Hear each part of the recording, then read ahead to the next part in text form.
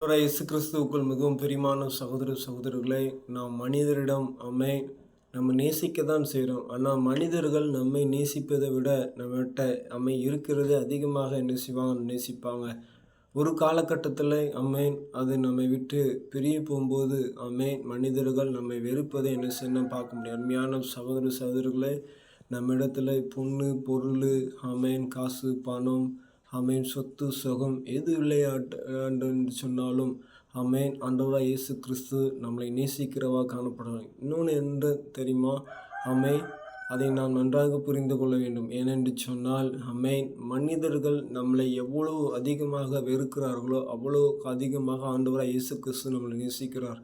மனிதர்கள் எவ்வளவு அதிகமாக உங்களை நேசிக்கிறார்களோ அவ்வளோ அதிகமாக ஆண்டவர் உங்களை வெறுக்கிறவராக காணப்படுகிறார். ஆண்டவர் நம்மளை நேசிக்க வேண்டுமா இல்லை வெறுக்க வேண்டுமா என்று சொல்லி நாம் சிந்தித்து பார்ப்போம். சிந்தித்து பார்த்து கர்த்தருடைய நாமத்தை மகிமைப்படுத்துவோம். ஆமென்.